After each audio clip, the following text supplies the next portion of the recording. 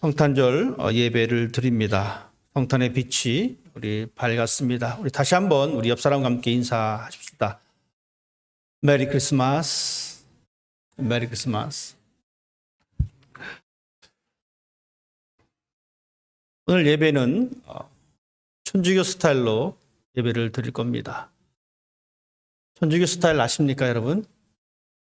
천주교를 다니셨던 분들은 아마 잘 기억하실 것입니다. 천주교 제가 미사를 참석해 보았더니 편하게 앉아있을 시간이 없더라고요. 좀 앉아있으려고 그러면 일어서라 그러고 또 앉으라 그러고 일어서라 그러고 앉으라 그러고 맞죠? 예배 드리기 전에 제가 밑에 식당에 내려가서 집사님한테 그렇게 얘기를 했어요. 천주교 스타일로 예배 드린다. 천주교 스타일의 예배 가운데 또 하나가 뭐냐면 이 말씀 강론 시간이 짧습니다. 아주 짧습니다. 저는 개신교 목사로서 그 광경을 보고 충격을 받았습니다. 개신교는 말씀의 종교입니다. 그래서 이 말씀 선포 시간이 상당히 깁니다. 그런데 천주교는 예전 중심입니다. 그래서 성찬을 하고 하는 그러한 시간들이 많이 있습니다. 그러다 보니 목사로서 천주교 미사를 참석하면서 느낀 충격적인 것은 야, 설교가 정말 짧다. 저도 괜찮겠다 라는 생각을 해봤습니다. 벌써 5분이 지났습니다. 오늘 사건은 이렇습니다. 하나님께서 사람이 되신 사건입니다. 물론 이것을 우리가 이해하기는 힘듭니다. 하나님이 사람이 됐다? 이해할 수 없습니다. 여러분, 이렇게 말하면 어떨까요? 은서가 예배 끝나고 이 피아노를 밖으로 옮깁니다. 그것도 혼자서. 제가 이상한 사람입니다. 은서가 힘들어서 별이한테 그렇게 얘기했어요. 별이야, 같이 하자. 나 혼자 이거 무거워서 안 돼. 여러분, 다음 주에 보면 이 피아노가 이 아래에 내려와 있습니다. 얘네 둘이 그것을 옮겼어요. 상상이나 되겠습니까? 하나님이 사람이 됐습니다. 말도 안 되는 이야기예요. 말이 안 되죠. 어떻게 은서 혼자 피아노를 이렇게 옮깁니까? 별이 둘이서 이 피아노를 어떻게 옮겨요? 못 옮겨요. 말이 안 돼요. 그런데 어느 날 이 피아노가 이 밑에 내려와 있습니다. 유라가 도와준다고 이 피아노가 올까요? 유라 할 수 있겠어? 이 피아노 옮길 수 있겠어? 힘들어. 고은이를 불러요. 다은이를 불러요. 힘들어요. 말이 안 되는 이야기예요. 그런데 어느 날 보니까 이 피아노가 이 아래에 내려와 있습니다. 그럼 우리는 어떻게 상상할 수가 있겠습니까?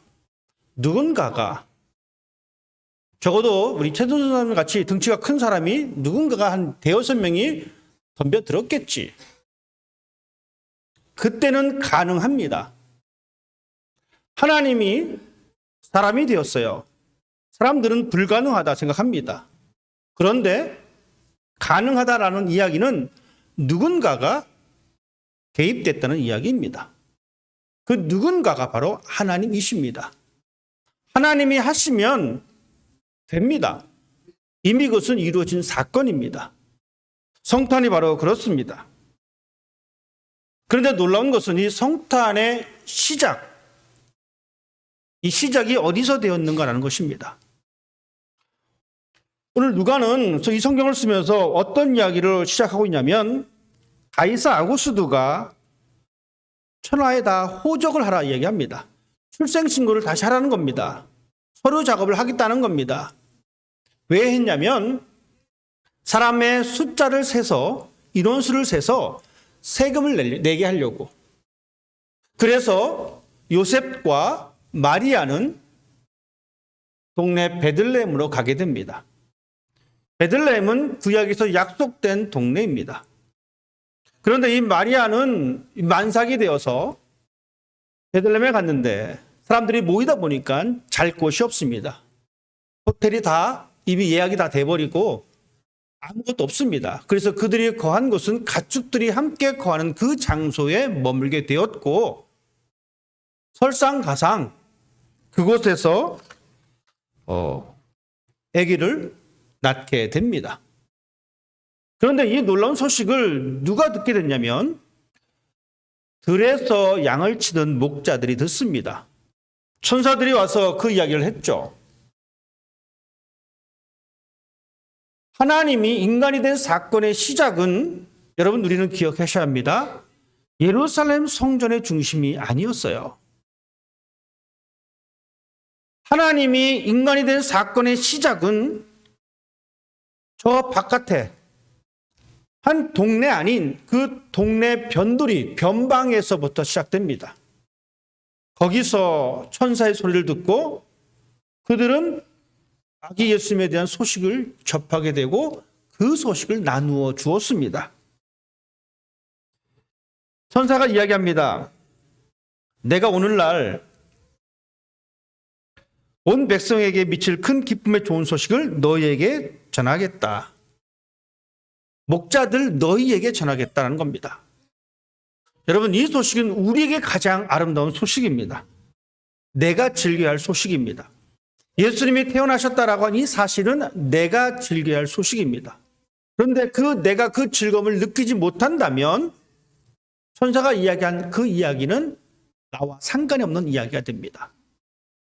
하나님이 인간이 되었다라고 한 그 이야기는 나와 상관이 없는 이야기가 됩니다. 하지만 분명히 기억하십시다. 하나님이 인간이 되었다라는 이야기, 예수님이 우리에게 오셨다라는 이야기는 나와 상관이 있는 이야기입니다. 그래서 우리는 그것을 즐기는 사람이 되어야 합니다. 천사가 이렇게 말합니다. 지극히 높은 곳에서는 하나님께 영광이요, 땅에서는 하나님의 기뻐하시는 사람들 중에 평화로다. 지극히 높은 곳에서는 하나님께 영광입니다. 즉 하나님의 영광, 하나님 자신을 드러내는 것이 즉 성육신이 하나님의 영광입니다. 즉 우리에게는 하나님의 영광이 가득 차 있습니다. 왜냐하면 우리에게 오신 예수 그리스도가 있기 때문에 그렇습니다. 그리고 사람들에게는, 하나님께서 기뻐하시는 사람들에게는 평화다라고 이야기합니다. 하나님이 기뻐하시는 사람의 결과가 평화입니다. 우리의 결과가 평화가 이루어지지 않는다면 여러분 곰곰이 생각해 보셔야 합니다. 우리의 원인이 어디에서 잘못되었는지. 하나님께서 기뻐하는 사람들이 얻을 수 있는 것은 평화입니다. 내가 평화를 누리지 못하면 하나님께서 기뻐하시는 그 관계에서 점점 멀어지고 있다는 이야기입니다. 예수님께서 평화다라고 말씀하셨습니다. 우리 가운데 있는, 우리 안에 있는 예수로 인하여 우리는 평화의 사람이 됩니다. 다시 말씀드리지만 이 평화의 기쁜 소식은 변두리에서 시작되었습니다. 사람이 편안하게 아이를 출산할 수 있는 그런 장소가 아니라 그 냄새나는 그 가축들이 있는 그곳에서 시작된 것입니다. 이렇게 중심이 아닌 변두리에서 시작한 것은 하나님께서 우리에게 보여주신 겸손이기도 합니다. 가장 좋은 소식은, 가장 기쁜 소식은 도시 중심이 아닌 마을 밖이었고 모든 것이 갖춰진 집이 아닌 가축이 거하는 그곳에서 시작됐습니다. 이 세상은 중심을 이야기합니다. 그 누구도 중심에서 벗어나길 원하지 않습니다. 여러분, 말은 나면 제주도로 보내고 사람은 나면 서울로 보내라 라는 말이 있습니다. 중심입니다. 세상은 그렇습니다. 하지만 복음은 아주 변두리에서 시작됩니다. 바로 그곳에 예수님께서 태어나셨고 바로 그곳에서 예수님께서 시작하셨습니다. 우리의 신앙도 마찬가지입니다. 우리의 신앙도 모든 것의 중심에서부터 시작되는 것이 아니라 그 끝자락에서 시작해야 합니다. 아기 예수님의 오심을 우리는 그 끝자락에 가서 전하는 사람이 되어야 합니다. 우리의 변방에서 그 복음을 전하는 사람이 되어야 합니다. 변방에서 그 소식을 들었던 목자들, 예수님 찾아가서 경배했습니다. 그들은 또다시 그 변방으로 돌아갑니다. 그곳에서 예수님을 증거합니다. 우리에게 주신 이 가장 기쁨의 좋은 소식도 우리는 이것을 가지고 변방으로 가야 합니다. 사람들이 알아주지 않는 그곳으로 가야 합니다. 모든 사람들의 인기가 사라진 그곳에 가서 예수 그리스도의 오심을, 하나님이 인간이 되었다라고 하는 이 놀라운 사실을 증거하는 사람이 되어야 합니다. 그 사명이 목자들에게 있었고, 이 소식을 마리아가 듣고 그것을 기억합니다. 그리고 그것을 사람들에게 이야기해 줍니다. 이 역할이 저와 여러분들의 역할입니다. 비록 우리가 가는 그 자리가 변두리라고 할지라도 그 변두리를 두려워하지 마십시오. 왜냐하면 그 기쁨의 좋은 소식은 그 변두리에서 시작되었습니다. 그곳에 믿음으로 걸어갈 수 있는 여러분이 되기를 주님의 이름으로 부탁을 드립니다. 기도하겠습니다.